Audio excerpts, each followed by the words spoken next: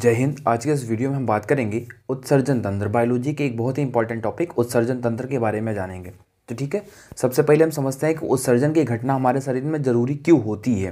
देखिए, जो भी हम खाद्य पदार्थ खाते हैं उनमें कहीं ना कहीं कार्बोहाइड्रेट, प्रोटीन और वसा जैसे तत्व शामिल होते हैं, जिनके पचने के बाद उनसे कुछ हानिकारक पदार्थ जैसे कार्बोहाइड्रेट और वसा के पचने के बाद कार्बन डाइऑक्साइड और जलवाष्प की मात्रा बनती है। ठीक उसी प्रकार से प्रोटीन के पचने के बाद अमोनिया यानी नाइट्रोजन युक्त पदार्थ बनते हैं, जिनमें अमोनिया और यूरिया जैसे पदार्थ शामिल होते हैं। तो इनका हमारे शरीर से बाहर निकलना बहुत ज़रूरी होता है।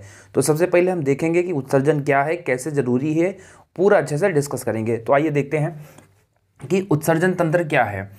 आखिर उत्सर्जन क्या होता है? तो भैया, शरीर से खराब पदार्थों को बाहर निकालने का प्रक्रम क्या कहलाता है? उत्सर्जन। यानी हमारे शरीर के अंदर जो भी वेस्ट मटेरियल होते हैं उनको शरीर से बाहर निकाल देने का प्रक्रम उत्सर्जन कहलाता है। और इस प्रक्रम में जो बाहर निकलने वाले पदार्थ होते हैं हम उनको उत्सर्जी पदार्थ यानी बाई प्रोडक्ट के नाम से भी जानते हैं। और उत्सर्जी पदार्थों को निकालने वाले अंग जो होते हैं उन्हें हम क्या कहेंगे? उत्सर्जी अंग। तो ठीक है, जैसे मान लीजिए इस क्लास में अभी क्या है कि कुछ बच्चे अगर शरारत कर रहे हों तो हम क्या करेंगे? ए उठ, खड़ा हो, भाग यहाँ से, उसको भगा देंगे। अब जो बच्चा भाग के क्लास के बाहर गया है वो होगा उत्सर्जी पदार्थ, और हम उसको निकाल के भगाए हैं क्लास के बाहर तो हम हो जाएंगे उत्सर्जी अंग। और जो ये पूरी घटना हुई है उसके बाहर जाने की, इसे हम क्या बोलेंगे? उत्सर्जन। तो देखिए, हमारे शरीर में कुछ प्रमुख उत्सर्जी अंग होते हैं, जिनमें सबसे पहला क्या है? फेफड़ा। अब फेफड़ा क्या करता है? तो हमारे शरीर के अंदर जो जलवाष्प की मात्रा होती है, कार्बन डाइऑक्साइड होता है और बलगम होता है, इनको शरीर से बाहर निकाल देता है। जलवाष्प कैसे? आप ठंडी के दिनों में करके देखेंगे तो आपके मुंह से वाष्प निकलता हुआ दिखाई देगा, तो उसे भी फेफड़ा ही हमारा शरीर से बाहर निकालता है। साथ ही जो कार्बन डाइऑक्साइड बनती है, कार्बन डाइऑक्साइड कौन सी कार्बन डाइऑक्साइड? तो ये वही कार्बन डाइऑक्साइड है जो कार्बोहाइड्रेट के पचने से ग्लूकोज यानी ऊर्जा के फॉर्म में और कार्बन डाइऑक्साइड प्लस जलवाष्प बनता है। तो ये जलवाष्प वही है जो बाहर करेगा फेफड़ा, और साथ ही कार्बन डाइऑक्साइड जो हमारे शरीर में है उसे भी बाहर निकालने का काम कौन करेगा? फेफड़ा। अब इसके बाद बलगम। बलगम यानी खेखार या कफ, इसको भी बाहर करने का काम किसका होता है? फेफड़े का। कैसे? जैसे जब आपको कभी सर्दी हो जाती है तो हम प्रेशर जनरेट करते हैं ऐसे, तो अभी प्रेशर आता कहाँ से है? तो प्रेशर लगाने का काम तो फेफड़ा करता है। यानी जो भी खखार वगैरह निकलता है, बलगम वगैरह करके जो भी निकालते हैं यहाँ से बाहर करके, तो वो पूरा निकालने का काम किसका होता है? फेफड़े का होता है। तो फेफड़े के बाद अब बारी आती है त्वचा। हमारे त्वचा से क्या क्या निकलता है? तो भैया, त्वचा से निकलता है पसीना, और उसी पसीने के साथ साथ शरीर में नमक की मात्रा भी निकल जाती है बाहर। नमक कैसे निकल जाता है? तो आप पसीने को अगर चाट कर देखेंगे तो वो थोड़ा नमकीन लगेगा। अदरवाइज गर्मी के दिनों में अगर आप काले रंग का कपड़ा पहनते हैं तो उस पर देखेंगे सफ़ेद कलर की ऐसे धारियाँ पड़ जाती हैं।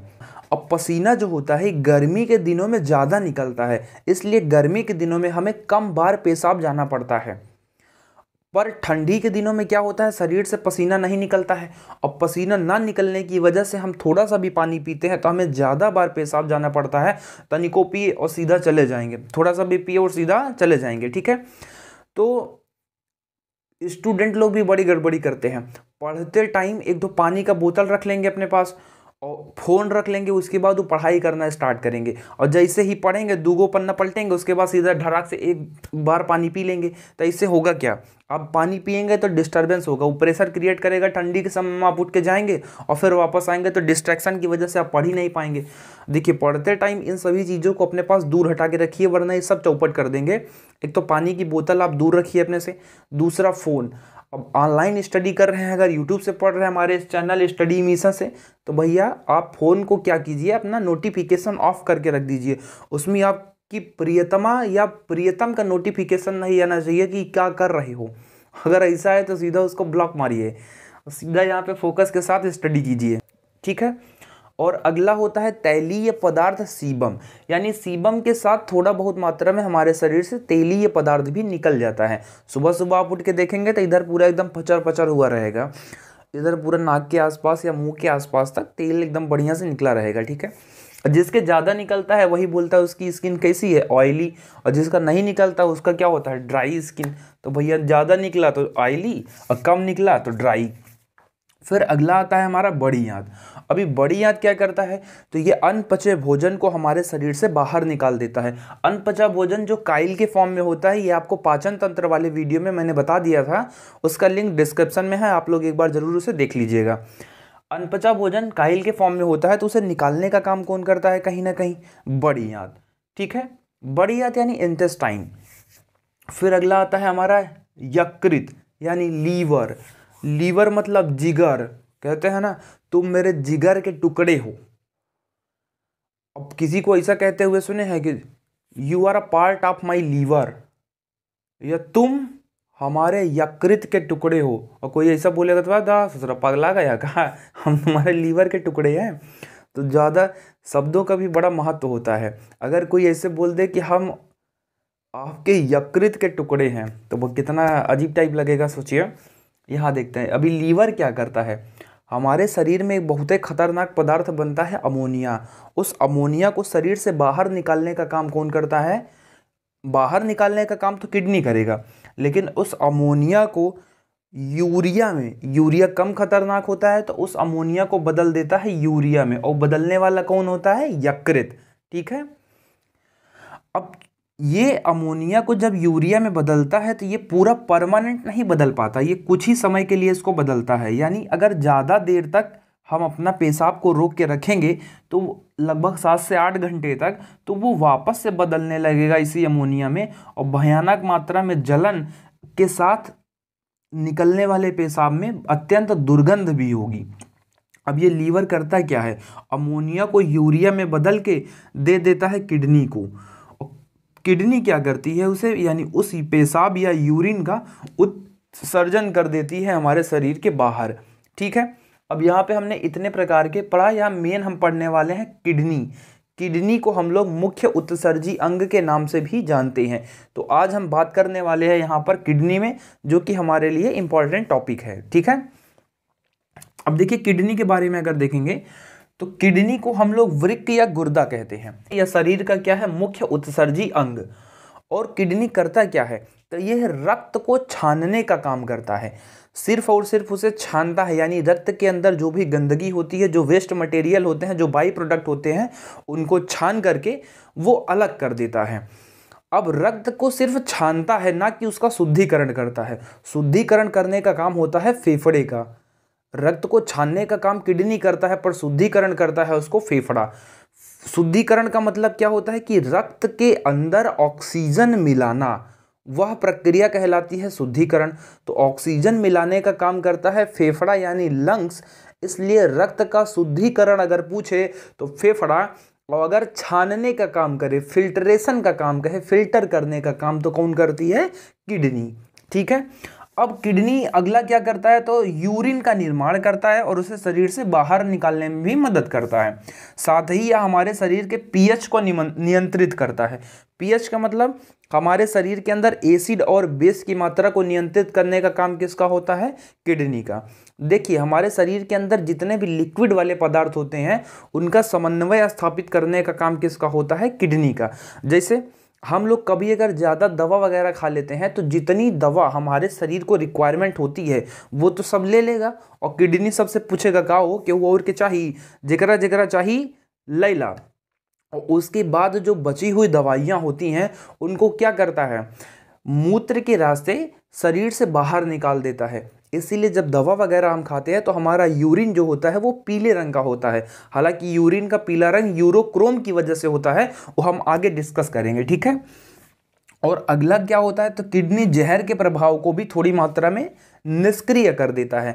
यानी जैसे अगर आप थोड़ा जहर वगैरह खा लेंगे, किसी की याद वगैरह में आप खोए और पता चला डिप्रेशन में जाके जहर वगैरह खा लिए, तो छोटा मोटा जहर खाएंगे तो उसके प्रभाव को किडनी क्या करेगा, निरस्त कर देगा। यानी अगर शराब वगैरह आप पी रहे हैं तो सबसे पहले आपका डैमेज होने वाला क्या होगा, किडनी नहीं खराब होगा, सबसे पहले आपका खराब हो जाएगा लीवर, क्योंकि किडनी तो अपने अंदर आने वाले थोड़े बहुत मात्रा जहर की क्या करता है, निष्क्रिय कर देता है। अब भैया अगर किसी व्यक्ति को जहर दे के मार दिया गया हो और बोले आप डॉक्टर हो, आपको चेक करके बताना है, तो क्या चेक करेंगे, उसका किडनी चेक करेंगे कि लीवर? तो भैया किडनी चेक करने से तो ज़्यादा फायदा होने वाला नहीं है, क्योंकि किडनी में जहर का प्रभाव तो निष्क्रिय हो जाता है। तो हम क्या चेक करेंगे उस अवस्था में, लीवर। अब आगे देखते हैं, बेसिक से चीज़ें हैं कि किडनी की संख्या हमारे शरीर में 2 होती है और इसका भार 140 ग्राम होता है। इसकी मोटाई लगभग 2.3 सेंटीमीटर के आसपास होती है। हमारे शरीर में 2 किडनी होती है, एक किडनी से भी हम लोग जिंदा रह सकते हैं। ऐसा नहीं है कि हमारे शरीर में अगर एक किडनी नहीं रहेगा तो हम जिंदा नहीं रह पाएंगे। जो काम 2 किडनी करती है वो सही तरीके से एक किडनी भी कर लेगी। भाई जो 2 चीज़ें हमारे शरीर में, बहुत से अंग जोड़े में मिलते हैं, तो जो जोड़े में मिलते हैं वो एक रहे या ना रहे उससे इतना ज़्यादा प्रभाव नहीं पड़ेगा, मतलब हम लोग मरेंगे नहीं, जिंदा रह जाएंगे। जैसे उदाहरण के लिए हमारी आँखें हमारे शरीर में 2 पाई जाती हैं, अगर एक ना भी रहे तब भी हम ऐसे देख लेंगे। 2 नाक है, एक को बंद कर देंगे तो दूसरे से सांस ले लेंगे। 2 हाथ है, अगर एक ना भी रहेगा तब भी हम मरने वाले नहीं है। ऐसे ही 2 पैर है, 2 किडनी है, तो इनसे इतना प्रभाव नहीं पड़ेगा हमारे शरीर पे। पर कुछ चीज़ें हैं जो एक ही पाई जाती हैं, उनके हटने समस्या हो जाएगी। जैसे हृदय कोई निकाल लिया तब तो भाई मरिए जाएंगे, कोई लीवर लेके चला गया आपका तब भी आप मर जाएंगे। तो इस कंडीशन में हम आराम से जिंदा रह लेंगे। अब किडनी के बारे में थोड़ी बहुत बातें कर ले, तो ये है हमारी किडनी। संख्या कितनी होती है इसकी, 2 होती है, ठीक है। और इस किडनी के ऊपर की जो बाहरी परत होती है उसे हम लोग क्या बोलते हैं, पेरिटोनियम। पेरिटोनियम। जैसे फेफड़े के बाहर की परत प्लूरा मेम्ब्रेन, हार्ट के बाहर की परत होती है पेरिकार्डियक। हमारे शरीर की बाहर की परत क्या है, हमारी त्वचा। आंखों के बाहर अगर देखेंगे तो क्या लगा होता है, कॉर्निया, यानी टेम्पर ग्लास आंख का क्या होता है, कॉर्निया। ठीक इसी तरीके से ब्रेन में क्या होता है, मेनिंजाइटिस। तो इसी तरीके से जो हमारी किडनी होती है इसकी जो बाहरी परत होती है पेरिटोनियम। और इस किडनी का जो बाहरी भाग, अब थोड़ा इसके बारे में हम लोग डिटेल से समझते हैं कि हमारी किडनी है क्या और ये कैसे काम करती है और किस तरीके से हमारे शरीर में यूरिन का निर्माण होता है, अर्थात मूत्र का निर्माण कैसे होता है। तो देखिए अब हम किडनी के पार्ट्स के बारे में समझ लेते हैं। देखिए तो किडनी जो होती है बेसिकली, अब यहाँ थोड़ा समझ लेते हैं। किडनी के ऊपर एक ग्रंथि पाई जाती है जिसे हम लोग बोलते हैं अधिवृक्क ग्रंथि। यह हमारे शरीर के अंदर जोश उत्पन्न करने का काम करती है। जैसे कभी लड़ाई वगैरह के समय में आप देखिएगा, कोई आपको गाली वगैरह दे तो आपको एक अलग टाइप की गुस्सा और उत्तेजना आती है। या फिर किसी युद्ध स्थल के पहले नगाड़े वगैरह बजाए जाते थे, शंखनाद किया जाता था ताकि लोगों के अंदर एक अलग प्रकार का जोश और जुनून आ सके। तो यह जो ग्रंथि होती है यहाँ से एक एड्रेनलिन नामक हार्मोन निकलता है जो हमारे शरीर को क्या करता है, उत्तेजित कर देता है। एकदम भयानक मारेंगे, पूरा निपट ही जाएगा कोनो। अब इसके नीचे बारी आती है किडनी की। अब किडनी के बारे में थोड़ा हम लोग डिटेल से यहाँ देख लेंगे कि जो किडनी होती है, किडनी के एक बाहर एक परत होती है जिसे हम लोग बोलते हैं पेरिटोनियम, और इसके अंदर पिरामिड सरीखे एक आकृति होती है जिसे हम क्या बोलते हैं, मेड्यूला। और इसी मेडुला के बीच में जो ये खाली भाग दिख रहे होते हैं हम इसे बोलते हैं कार्टेक्स। इन खाली हिस्सों को कार्टेक्स, इसके बाहर की जो परत होती है उसे बोलते हैं पेरिटोनियम। और ये जो शंक्वाकार पिरामिड दिख रहे होते हैं हमें, इन्हें हम बोलते हैं मेड्यूला। और किडनी का जो प्रवेश द्वार होता है, आप देखेंगे तो यहाँ अंदर से थोड़ा धंसा हुआ दिखाई देगा। जो प्रवेश द्वार होता है इसे हम लोग बोलते हैं हाइलम। और जो किडनी में प्रवेश करने वाली नसें होती हैं, एक धमनी और एक सिरा, यानी रेनल आर्टरीज और रेनल वेन्स, जो प्रवेश करने वाली नसें होती हैं उन दोनों नसों को हम क्या बोलते हैं, रेनल। एक क्वेश्चन पूछता है कि सबसे ज़्यादा शरीर में अमोनिया की मात्रा कहाँ होती है, तो जहाँ से यह प्रवेश करता है वहीं अमोनिया की मात्रा सर्वाधिक होती है, रेनल हाइलम, जहाँ पे अमोनिया क्या होती है, सर्वाधिक होती है। ठीक है। अब ये जो मेडुला होता है, इस मेडुला के अंदर बहुत सारे नेफ्रॉन पाए जाते हैं।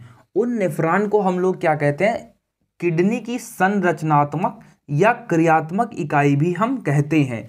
नेफ्रॉन की संख्या लगभग 8 लाख होती है, इसी मेडुला के बीच में पाए जाते हैं।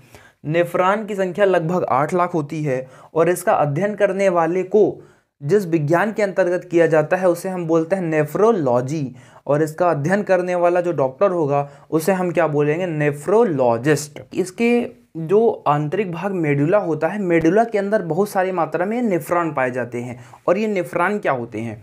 ये नेफ्रॉन शरीर की संरचनात्मक या क्रियात्मक इकाई होते हैं किडनी की, इसलिए इनको हम लोग यूनिट ऑफ किडनी भी बोलते हैं। यानी नेफ्रॉन की जो इकाई होगी वो क्या होती है, जो किडनी की इकाई होती है वो क्या होती है, नेफ्रॉन्स होते हैं। ठीक है, अब यहाँ पे आपको चित्र दिख रहा होगा, इस चित्र में देखेंगे तो सबसे आगे जो ये नलियों का गुच्छा आकार भाग दिख रहा है, इसे हम क्या बोलते हैं, ग्लोमेरुलस। और ये ग्लोमेरुलस जो कटोरी के आकार का दिख रहा है कैप्सूल टाइप का, उसे हम लोग बोलते हैं बोमेन कैप्सूल। तो सबसे पहले समझते हैं ग्लोमेरुलस करता क्या है।